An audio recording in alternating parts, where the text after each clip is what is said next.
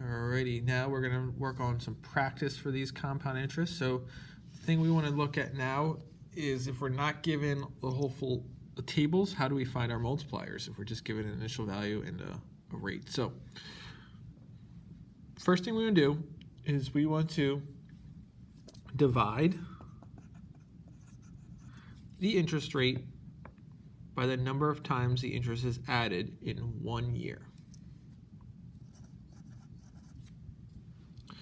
You want to keep at least 3 significant non-zero digits.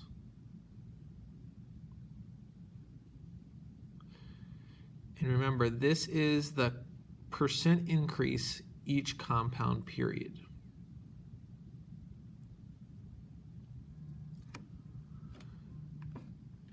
You then want to convert the percent increase into a multiplier. So you're going to add 100% to the percent increase.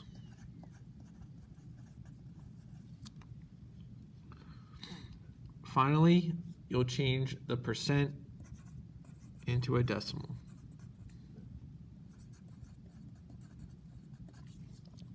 So if we had a 5% annual interest compounded quarterly,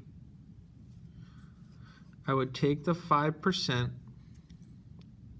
and it says divide the interest rate by the number of times the interest is added in 1 year.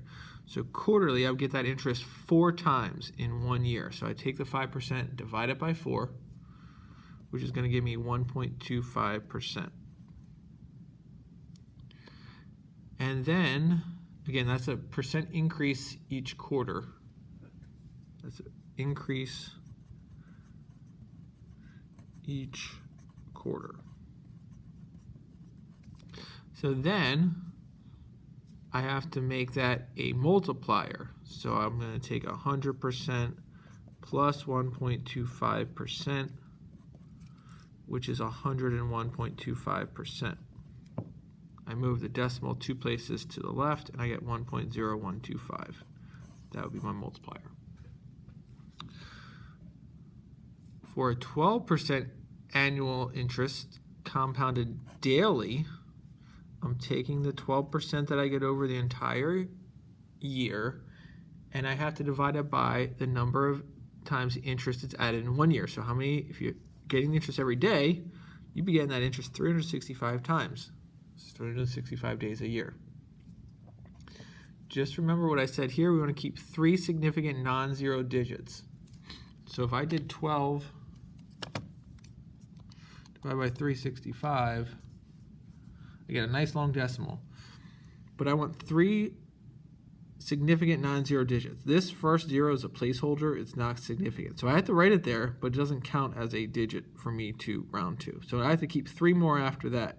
So I'm going to do 0.3, 2, and then 8, but my next one's a 7, so I'm going to make that a 9. So 0.0329 is what I'm going to write. 0.0329. And again, that's a percent increase each day. So you get a very, very, very tiny increase each day, but over the entire year, it adds up to over 12%. So then I'm going to add 100% to that, since it's a percent increase. So I get 100.0329%. And then I move my decimal place over twice, so I get 1.00329. And it's very easy to make mistakes. That's why I recommend writing this out. All right, and the last one, 7% interest compounded monthly. So I'm taking the 7%, dividing it by 12 because there's 12 months in a year. That gives me 0.583%. And again, that's an increase each month here.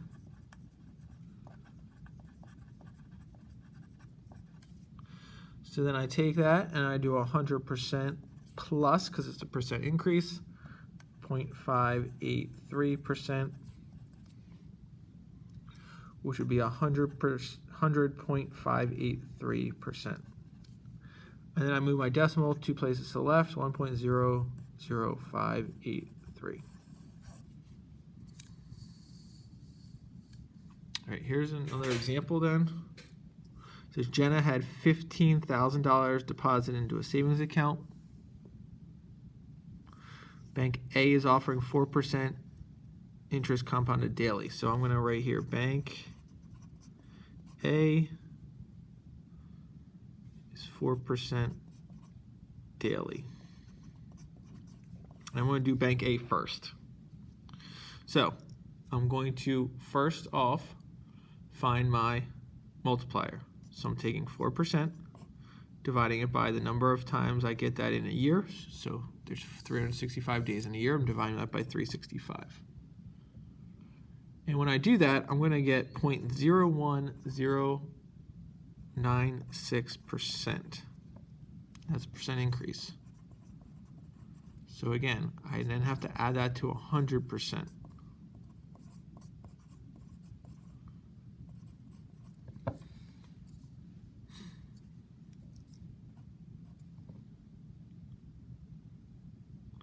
And that would give me 100.01096%. That's still a percent. Percent plus percent is a percent. I move that decimal 2 places to the left, and so my multiplier is 1.000196. So my equation is 1,500 times 1.000196 to the x. Now, if I want to know how much I have after 10 years,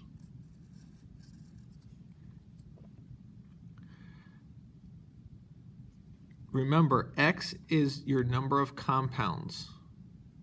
That's what it means. So in this case, since it's compounded daily, x equals number of days. So I have to think how many days there are in 10 years. So I'd have to do x is going to be equal to 365 times 10, or x is going to be 3,650.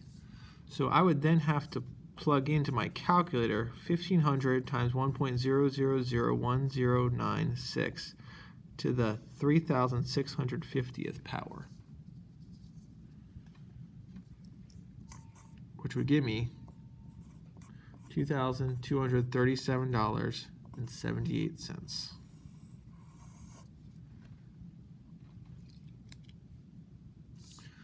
All right, Bank B is giving me 4.2% compounded monthly.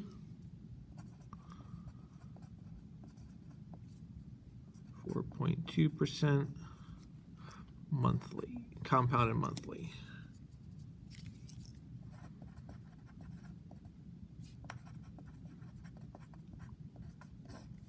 So I have to take the 4.2%, divide it by 12, because there's 12 months in a year, which gives me 0.35%. Again, that's an increase each month. So since it's a percent increase, I'm adding it to 100%,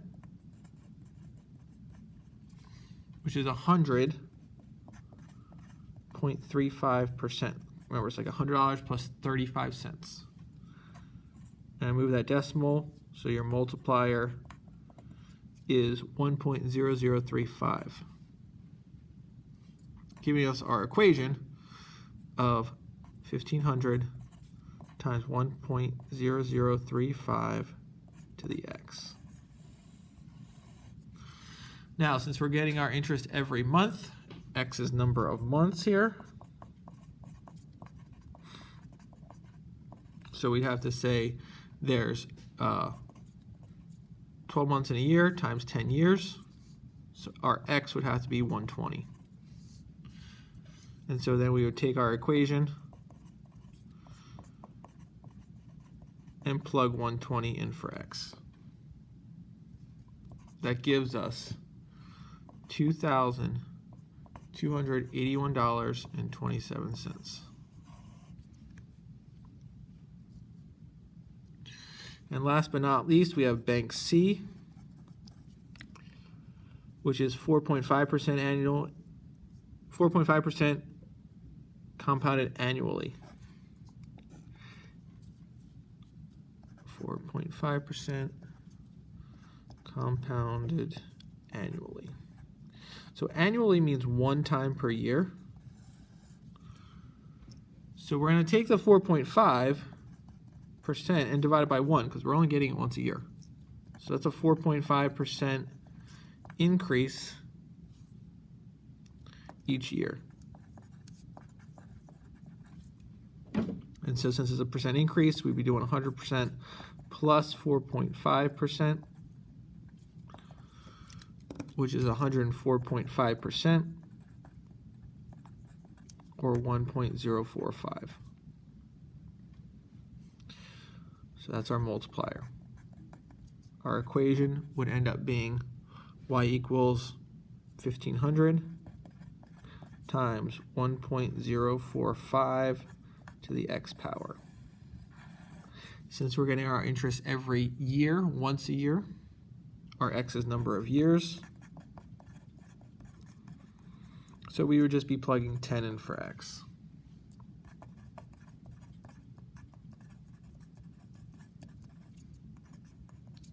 And that would give us $2,329.45. So if we look at these, our best one is still compounded annually, but that also has our highest interest rate. If we saw this over a longer period of time, we may see one of these other ones catch up and pass it, because again, if the interest rates are all the same, the more times you get the interest, the better it would be.